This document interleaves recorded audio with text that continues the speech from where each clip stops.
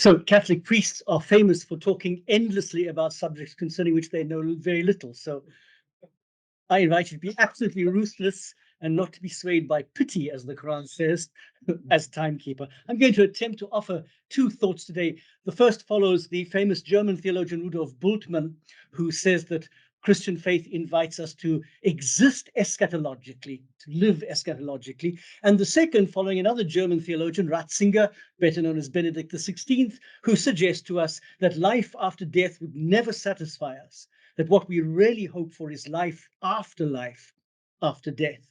And I begin with this passage from the Book of Wisdom. I won't go into the authorship of wisdom, but this Book of Wisdom, which says, "Do not court death by the error of your life, or bring on destruction by the works of your hands." Central point, because God did not create death, and nor does he take any delight in the destruction of the living. And that's the central point of this particular passage that I want to start with, that God does not create death and takes no delight in death, that in a sense, death on some level actually thwarts God's plan. It is a defeat, a temporary defeat, if you like, of a God who created everything as part of his original purpose to live, so that it crucially affects our theology of a God who we say is victorious and whose purposes and plans are not defeated. But that is a questionable theology in some aspects. But it also affects our theology of death, since Christian understanding of death and the soul is shaped by this idea of God's reason for creating us. So I'm speaking as a Catholic, I'm speaking of generally of Christian theology with a few particular Catholic bits thrown in. We could begin perhaps then with two fundamental kind of, or three fundamental reasons why we die. The first, of course, is natural, because in a sense, bodily death, since we are physical animals living on the earth, bodily death is something we're not excused from. And these reasons are really post-fall of Adam. In other words, how things change after the fall of Adam. After the fall of Adam, death becomes a necessity for us as for every other living creature. In fact, the possibility of the continuance of life on earth depends on the fact that everything doesn't live forever. Otherwise, life would not be able to continue. But there's also an unnatural reason, and that is the command of God to Adam and Eve: do not eat from the fruit of the tree, or you will most certainly die. And that command of God to Adam and Eve is taken up by Paul, writing to the Romans, who says the wages of death is sin. In other words, it's the price that we have to pay. But there's also, thirdly, a supernatural reason that for Christians, Christ has refashioned death, or remolded it, and made it an entry back into glory. If at the beginning death thwarted God's plan, God now in turn thwarts death by removing from it its sting and making it, even if it is still a curse, in some sense, an ultimate blessing. Following the book of Eschatology by Ratzinger, I point out that it is quite important for us that salvation must be something that goes beyond the present moment. And a salvation which is only for here and now. For example, a salvation which is there to free people from the oppression of unjust structures, or a salvation which is there to forgive the sins that we commit here and now, but which doesn't go beyond the present moment, would be, in a sense, an inauthentic salvation, because salvation demands eternity. If authentic human life is truly rooted in relation to God, then the completion of this authentic human life must be in what Christians call the beatific vision. And one of the things that preoccupied Ratzinger as a theologian was what he called the overemphasis on salvation as a liberation from present circumstances, such as political and unjust structures, liberation theology. So that he talks about this hermeneutical reworking of important terms: heaven, hell, resurrection, purgatory. For anyone who is involved in any form of pastoral life, listen carefully to the terminology that people use at funerals. They generally talk about loved ones going to a better place.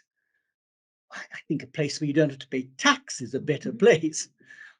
Or they talk about loved ones living on in our memories as though that's the only place that we live on. Or they insist that um, loved ones, their life is being celebrated here at the funeral. It's a curious thing at a funeral that nobody mentions death, eternal life, God, or resurrection. And Ratzinger calls that a hermeneutical reworking of some of the important theology of death. Two fundamental definitions that Christian theology, certainly Catholic theology, holds. The first, of course, has come up often today. Human beings are composite creatures composed of body and soul. The soul is regarded as the nobler component, but without in any way diminishing the value of the human body. We are made in the image of God. And the second definition, death is defined as the separation of soul from body, but that's not a physiological definition, and it's certainly not a precise medical definition. And there are medical definitions with some questions about when life actually ends. No, this definition is an attempt to be accurate about the determining factor of death. In the Judeo-Christian tradition, and it's certainly the Islamic tradition too, but I'm following particularly the book of Genesis, God breathes his life into the dust of this creature that he is, or into the life of this body that he has created from dust, from Adam. And that breathing means that the soul comes directly from God, and so presents with us with a certain likeness to God. But the soul is not the breath of God. God doesn't breathe. He has no breath. God is spirit. And therefore, this is a human expression that we use to talk about the fact that the soul in its spiritual or breath-like nature has been created by God. Quite clearly, in the same Genesis tradition, God creates other animals which also have life, but which are distinct from human animals. So clearly the soul for us is the difference between a corpse and a living being. Corpse has been noted before this morning. A corpse can't eat or think or self-express or laugh or take joy. Something has to stop our bodies at this moment from returning to the dust and to that situation. And surely that's the soul, which is the principle of operation behind the body. But then God also created other animals which also live. And if the soul is the difference between a corpse and a living being, then other animals too have to have souls. And in fact, philosophy admits of a vegetative soul and a sensitive animal soul and an intelligent human soul. And the Christian definition of death simply declares that for humans, the living body becomes a dead body when the soul and the body are separated. But in death, the person is physiologically and medically dead, but the body is still them. Hence, as we heard this morning, bodies are not to be discarded or ill-treated, but to be treated with a certain reverence, with the rites of washing and the rites of burial. It's precisely for that reason why dead bodies remain a place of prayer. I come from a city, Rome, which, like so many Jewish and Christian and Islamic cities all over the world, is strewn with the tombs of the dead, where people go and pray, suggesting not that prayer is useless or a waste of time because it's lost its sense, but suggesting that for most people, they understand that the dead body is still the person, and that dead body is not inoperative and unaware. Otherwise, why would you go and plea before the body of a dead person? This concept of soul obviously has a central place in Christian theology. And so I return to that original definition of composite creatures made of body and soul. Quite clearly, the soul is not the whole person.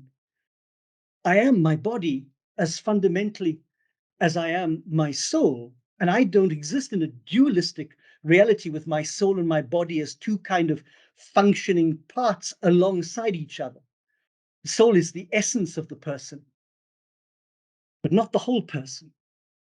In theory, a personal existence could continue even if not expressed in this body, but in the same way that the body depends upon the soul for life, so the soul depends on the body not for existence, but for a concrete existence. In other words, for a way of functioning. Clearly, the soul operates using the body and using bodily organs. The importance of the body, although I don't have time to talk about it now, is underlined in the Jewish and Christian scriptures when it talks, and in the Quran, of course, when it talks about the resurrection of the body. It's a curious thing, the resurrection of the body, in the sense that today the discovery of human pleasure, the sort of hedonistic and materialistic discovery, is not actually a discovery of the goodness of the body. It's precisely the opposite. It's a sort of a Gnostic separation of body from spirit, where all the attention is given to the body in a thought that somehow people have discovered now the joys of the body, when in fact they've lost the understanding of the real joys of the body, which is soul and spirit together.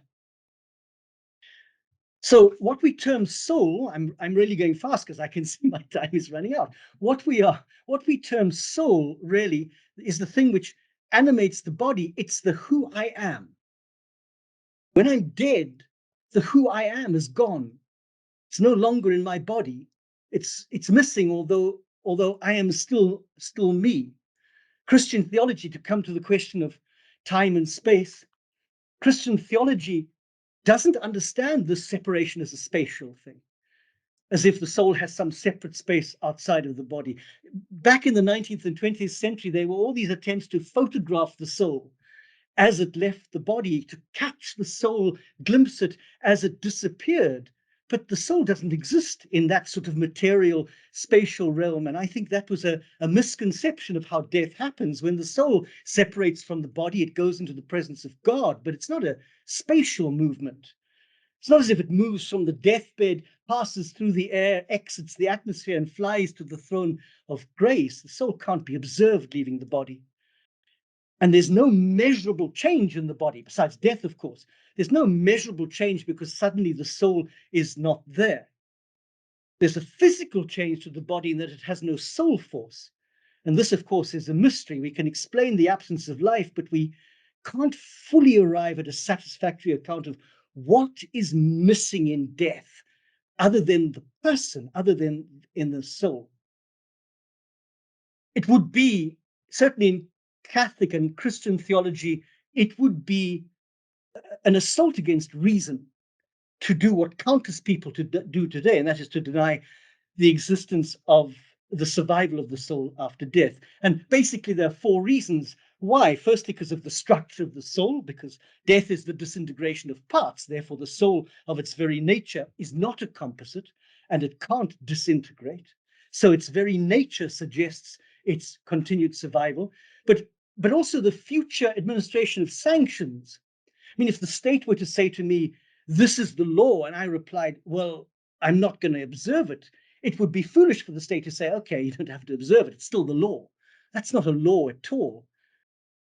I know that I shall have to answer someday for my interior attitude, or my attitude towards my interior sense of moral obligation. I might be able to go through this life without anybody judging me, but the answer must be given before the judgment seat of God. Therefore, if justice exists, the soul must survive.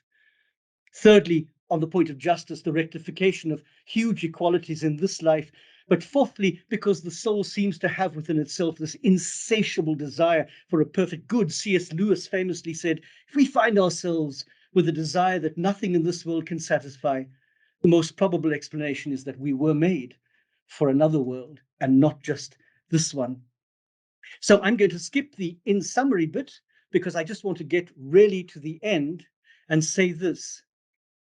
The Christian hope is not simply in an afterlife, as though somehow at death we just enter into our heavenly reward. That's a modern reduction of the complexity of the relationship of the Christian church to death. The dead are not departed or moving on and leaving us behind, done with the earth and all that the earth stands for. The tradition of praying for the dead and the dead praying for us dates back to the beginning of Christianity. In Rome, in the various catacombs, you see this famous Orans figure painted on tombs, the figure in prayer with its hands raised as a sign that the dead pray for us and we pray for the dead. After death, we have no body and we can't do anything. We can only pray, undergo purgation. I might add here that in Christianity, there is no sense of barzakh, except perhaps purgatory in the Catholic idea, which is not so much a barrier, but an antechamber, if you like, where people have to be purified, but there are possible connections.